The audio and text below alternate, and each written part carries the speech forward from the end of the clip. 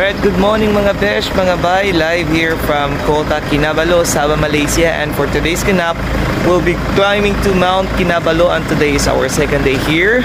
And of course, with me is Ma'am Jonah of Jonah's Travel and Tours. Sa mga gustong gumala dyan, anywhere around the world, just message Ma'am Jonah. And of course, Sir Eric Ranches, and of course, yung trending na mayor kasama namin. Oo. Ang tago na po yung... Ayun po. Nakakambal po siya. Yes, yo. Kasama namin. Kibali tatlong kami ngayon, tatlong unit ang sasakyan. So medyo marami-rami ang mga naguyo sa Team Philippines. Alright, the more the merrier. Thank you so much, Jonah's Travel and Tours. Of course, mga besh, mga bay, kita-kits later.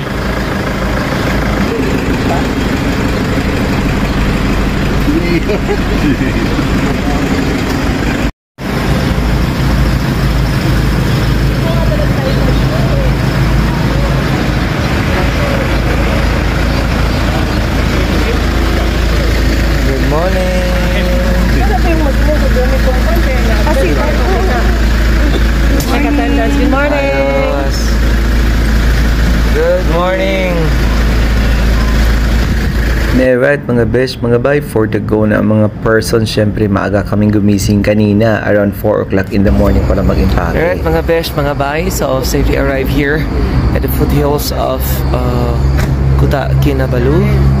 So mga besh, mga bay, from here we'll just be having our breakfast muna, and of course check out the view. Yan mga besh, mga bay, so ito yung view sa gate ng Kinabalu Park, dyan po sa kabila. So meanwhile po, kakain muna kami ng breakfast, and ito po yung mga sinakyan naming service, yung van tsaka yung isang SUV. So yan po mga kasamaan ko sa Team Philippines, and umorder muna ako ng honey lemon para pamparelax ng ating katawan kasi nga medyo napagod sa biyahe. And together with me, sina Mama Mia, sina Natnat, and itong ating couple friends from Cagayan de Oro.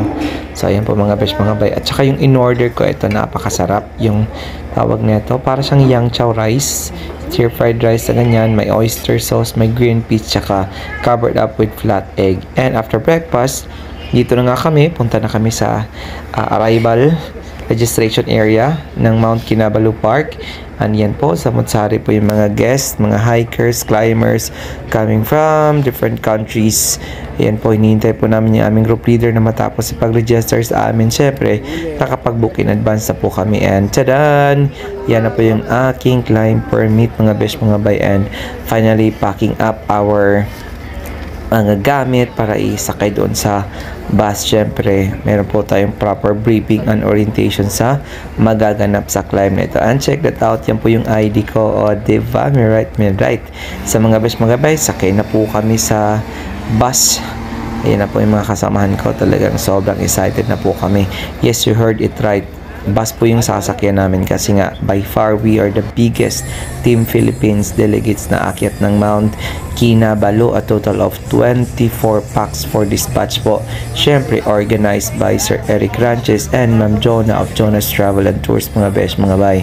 So if you wanna climb international mountains, just message them up, mga besh, mga bay. Ito na po yung road paakyat doon sa aming jump off stations. And then ito na po yung jump off area, and syempre final briefing and orientation with our main lead guide.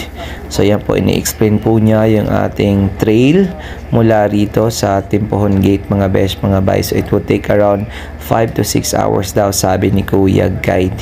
So siya po yung aming pinaka-main guide po, mga besh, mga bay. So grabe, he's been working here for the past years already. So kabisado na yung pacing tsaka yung terrain, mga besh, mga bay. Tapos yan po yung additional na 4 namin na group guides kasi we were divided into 5 groups po. Merong tig-4 and then merong tig-5. So yan po mga besh, mga bay, for the go na. But this one,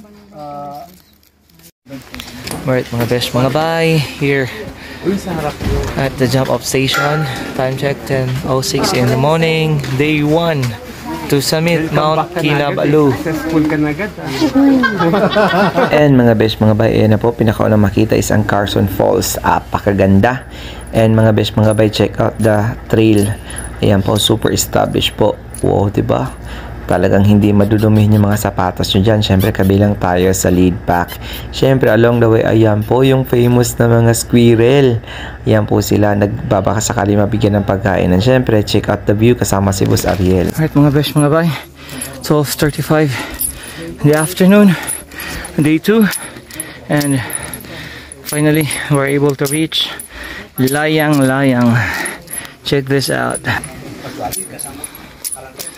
Sa mga besh, mga bay, dito sa Layang-Layang, dito na po kami kumain ng aming lunch. It's past 12 already. Sa mga besh, mga bay, this is almost halfway there. Woohoo! Let's go! And check out the view, mga besh, mga bay. Samut-sari mga hikers from different countries ang kasabayan namin dito, mga besh, mga bay.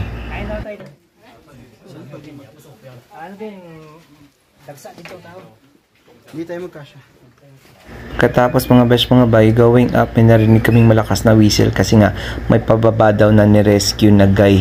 Di daw nakapag-summit sa peak. So ayan po, tumabi po kami lahat tsaka bawal i-video.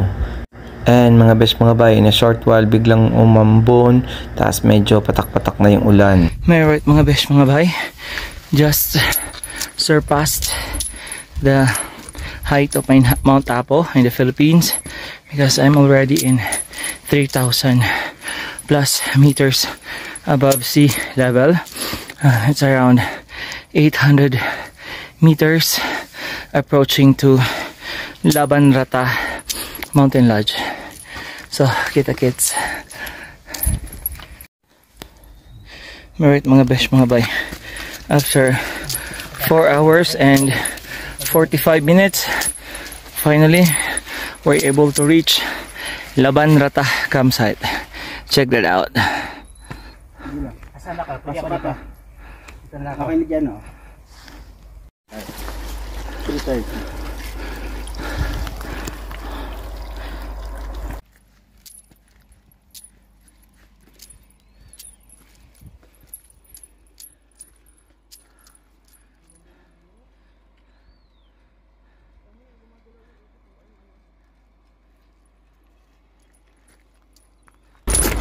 Finally, we made it to Panlaban Rata Camp.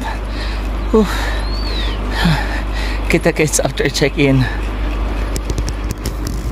Kasi nung dating. Sige lang, doon sa reception. Doon ba tayo lahat? Oh.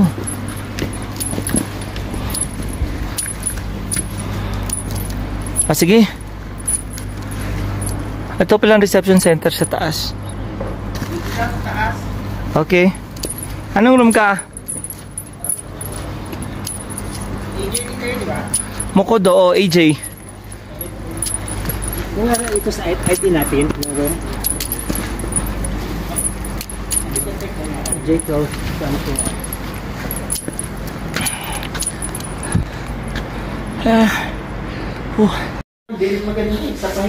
Right, mga besh, mga bay. Here's our room. Only here in Laban Rata. Hindi, mas maganda dito. Check that out. It's very comfy. Meal time at Laban Rata restaurant for buffet, 4:30 until 7. Buffet supper, that's early breakfast, 2 to 3:30 in the morning. Buffet breakfast, 7:30 to 10:30. Alright, let's check the toilet. There's the lavatory, and over there is, or are rather, the basin and gentleman's cubicle. Alright, that's it mga besh, mga bay. It's me, Boy Palaboy. Kita-kits mamaya sa dinner kasi I'll have to sleep. And by the way, time check, it's already 3:07 in the afternoon. Alright, we jump off earlier today by 10 in the morning. And I'm so sleepy. By the way, here's my bed. Good night. Ayun mga besh, mga bay, after an hour nagising na lang ako na medyo kalmado na yung surroundings kaya lumabas ako sa room. Tapos bulaga, ito na yung view, tingnan nyo, apakaganda mga besh, mga bay. So dyan po, dyan sa harap kanina yung view ng Kinabalu Peak. Tapos medyo cloudy na naman. So, antay-antay lang tayo para magka-clearing uli mamaya. So, check this out mga besh, mga bay. O, tingnan nyo. Oh, sobrang lamig ng fogs. Talagang extreme yung weather dito kasi magki-clearing in a short while. Tapos, bigla na naman may dalampa ng mga fogs. Tapos, sobrang lamig mga besh, mga bay. Apakaganda talaga. And then, Yan ba yung akitin natin daw? Yan.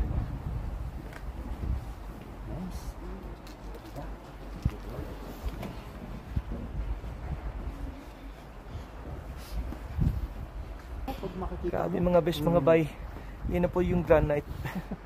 Top ng Kota Kinabalu. Oh. Buhusan niya ngayon, ano? Para bukas eh. Grabe mga besh, mga bay.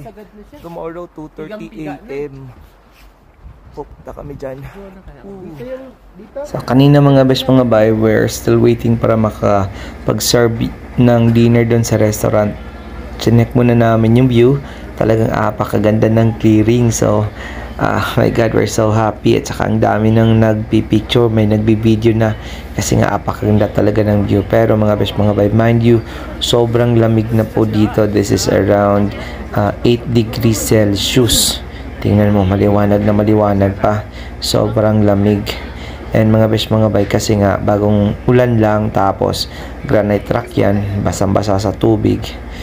And then, yun, in a short while, yan po yung medyo palubog na yung araw, pagganda na yung view ng sunset, kitang-kita yung mountain view dito sa Kota Kinabalu, especially manggaling dito sa Panalaban Rata, yung ating mountain lodge. Tapos, yan po yung mga guests, nagpipicture, talagang apakaganda ng golden hour mga besh, mga bay.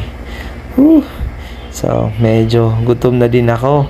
Kaya, kanina, bumalik na din ako doon sa restaurant. Tapos, mga besh, mga bay, check out the foods. Wow! Grabe, sobrang sarap. May rice, may canton, may spaghetti, may merong chicken, merong beef, may merong parang kikiam, tapos may potato slice or wedge, tapos may chop suey, may soup, may gulaman, tapos may tea, tapos may meron ding coffee. Grabe, free flowing, unlimited, eat all you can mga besh, mga bay. But syempre, nasa bundok tayo, going for hike, less carb muna. Kaya muna ko ha.